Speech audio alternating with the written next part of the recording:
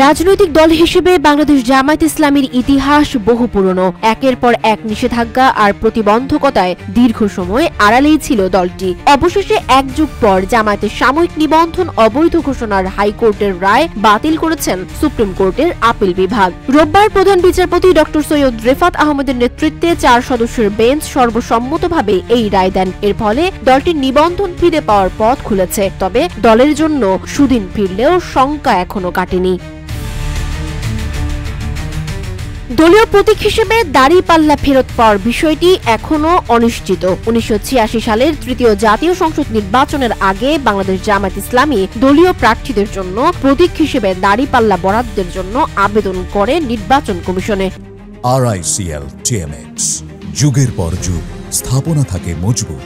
পরে আবেদনের বিষয়টি বিবেচনায় নিয়ে তৎকালীন নির্বাচন কমিশন নির্বাচনী প্রতীক হিসেবে দাড়িপাল্লা প্রতীকটি বরাদ্দ দেয় জামায়াতকে। 2016 সালে রাজনৈতিক দল বা প্রার্থীকে প্রতীক হিসেবে দাড়িপাল্লা বরাদ্দ না দিতে প্রয়োজনীয় ব্যবস্থা নেওয়ার জন্য নির্বাচন কমিশনকে চিঠি দেন সুপ্রিম কোর্ট প্রশাসন। যদি কাউকে বরাদ্দ দেয়া হয়ে থাকে তাহলে ওই বরাদ্দ বাতিলে প্রয়োজনীয় ব্যবস্থা নিতেও বলা হয়। ফলে দাড়িপাল্লা প্রতীকে গভীর অনিশ্চয়তা দেখা দেয়।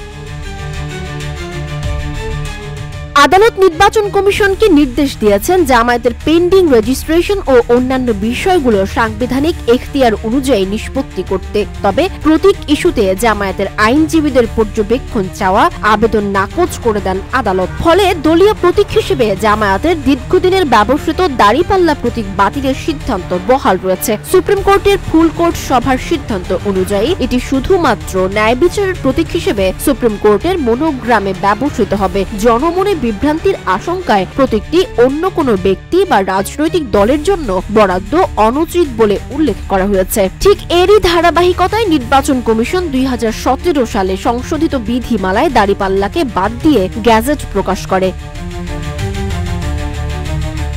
নিবন্ধন ও প্রতীক ইস্যুতে আলোচনার জন্য সোমবার দুপুর 12টায় প্রধান নির্বাচন কমিশনার AM নাসির উদ্দিনের সঙ্গে বৈঠক করে জামায়াতের প্রতিনিধি দল। এটি 12 বছর পর ইসির সঙ্গে দলটির দ্বিতীয় বৈঠক।